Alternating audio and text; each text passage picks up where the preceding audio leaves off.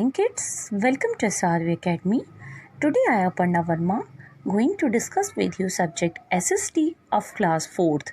This is our chapter 5th and chapter 5th is based on natural resources. So in this chapter, actually in our earlier video, I have already discussed with you some topics, and that topics are meaning of natural resources, type of natural resources like renewable and non-renewable. These two topics I have already discussed with you, and today I am going to discuss with you conservation of resources and water resources. These two topics today I am going to discuss with you in this chapter.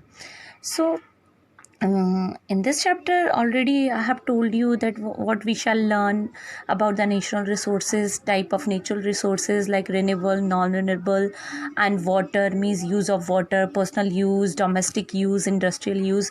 These everything actually I have told you in earlier, and types of the natural resources like renewable, non-renewable, these also I have told you. And today I just want to discuss with you natural resources means water. Human beings, plants, look on this paragraph. Human beings, plants and animals need water to live. Yes, हम जानते हैं कि जो human being होते हैं और plants हो या एनिमल्स, मतलब these all are human beings और लिविंग थिंग्स जिनको जीवित रहने के लिए वाटर की ज़रूरत होती है. Most of the earth surface is covered with water. ज़्यादातर जो हमारी अर्थ है वो किससे कवर है? पानी से कवर है. It is also known as a blue planet. इसीलिए हमारी अर्थ को हम ब्लू प्लैनेट भी बोलते हैं. Why we are calling it blue planet? Because most of the part of the earth is covered with the water. Okay, because the water makes it look blue from space. However, only 2.8% of this water is fresh water that can be used by human. The rest is salty and not fit for use. Generally अगर हम बात करते हैं from the space, हम अगर अपनी अर्थ को देखेंगे तो it is look like a blue planet. That's why we are calling blue planet to it. But only 2.8% of this water is fresh water. केवल 2.8% वाटर है जो कि फ्रेश वाटर होता है, जो कि हम पी सकते हैं. इसके अलावा 97.2% जो वाटर होता है that is a salty water and it is not usable. उसको हम यूज़ नहीं कर सकते हैं.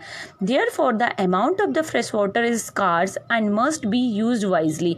इसीलिए चूँकि हम जानते हैं कि जो फ्रेश वाटर है उसका अमाउंट बहुत कम है, इसलिए इसको हमको कंजर्व करके उसका संरक्षण यानी उसको सेव करके रखना चाहिए और उसको बहुत ही तरीके से, बहुत ही वाइजली मीन्स बुद्धिमत्ता से उपयोग में लाना चाहिए. मीन्स वाटर वेस्ट नहीं करना चाहिए.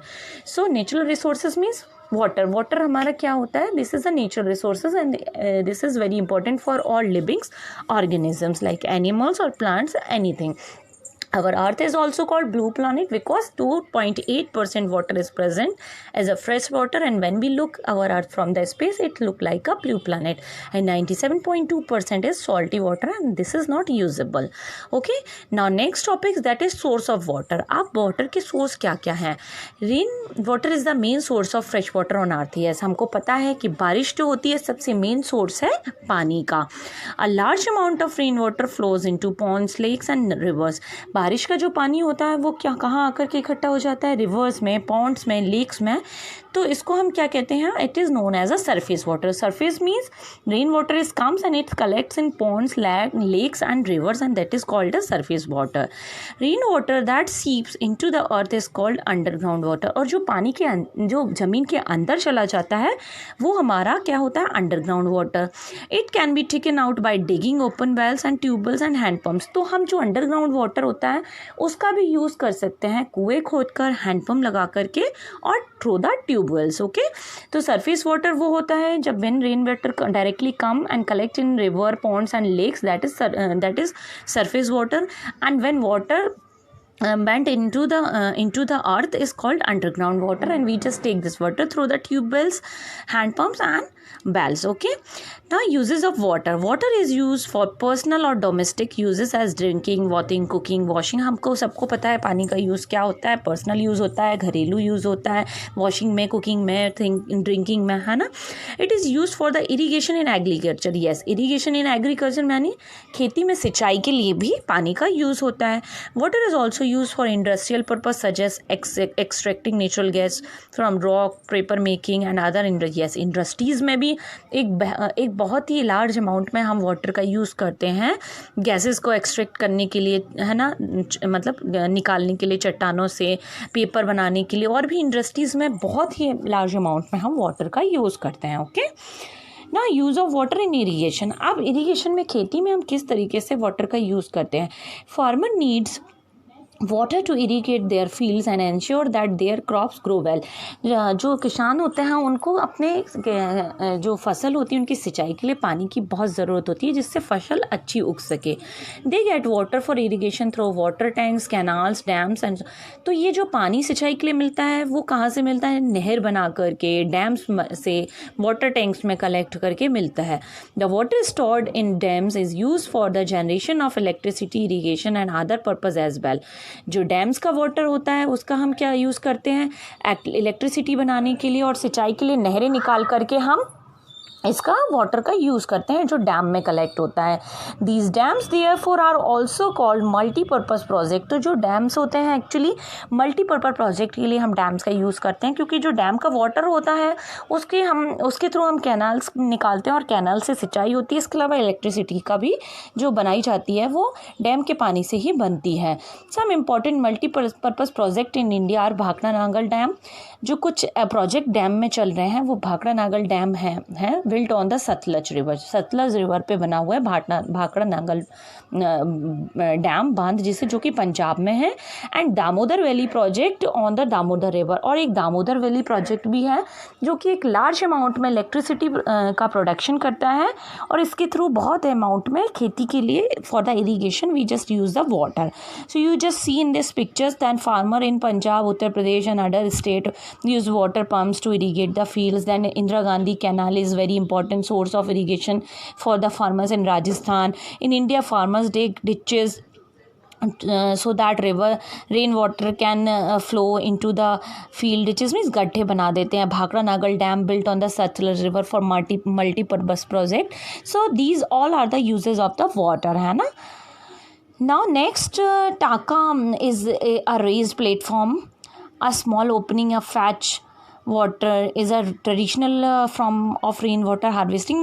These all are the process by which we just use the water for the irrigation, है ना। सिंचाई के लिए हम पानी का यूज़ कर सकते हैं। तो ये डिफरेंट मेथड है, हम किन किन मेथड से सिंचाई के लिए पानी का यूज़ कर सकते हैं एक्चुअली, ठीक है। These days sprinkles and drip irrigation have also been adopted by some Indian farmers. आजकल के समय में स्प्रिंकल्स मीन्स छिड़काव। आप देख सकते हो इन पिक्चर, एक फव्वारा टाइप का बना दिया जाता है, उससे चारों तरफ छिड़काव होता है। और ड्रिप इरीगेशन होता है, छोटी छोटी सी पाइप, मतलब छोटी एक ड्रॉप के थ्रू हर एक पौधे में एक ड्रॉप बाय ड्रॉप वाटर जाता है, पाइप्स फिट कर दिए जाते हैं और वो सिंचाई का बहुत अच्छा सोर्स होता है। Have been adopted by Indian farmers. A piece of equipment use for automatically water agriculture farm and plant in a control manner is called sprinkle. मैंने आपको बताया कि क्या होता है। A piece of equipment use for automatically, यानी पानी के छिड़काव करने के लिए एक सिस्टम टाइप का, इस तरीके का आप you can see on your picture, एक फव्वारा टाइप का एक छोटा सा एक सिस्टम लगाया जाता है, एक पीस जिसमें कि कंट्रोल में, यानी एक निश्चित अमाउंट में पानी फव्वारे की तरह निकल करके चारों तरफ छिड़काव करता है। It is like a artificial rainfall. मैंने बताया रेनफॉल की तरह जैसे पानी बरसता है या हमारा शावर होता है। And that method is called sprinkle irrigation. तो ये जो मेथड होता है that is sprinkle irrigation. In drip irrigation, pipes are laid along the ground so that they are near to the soil and root of the plant.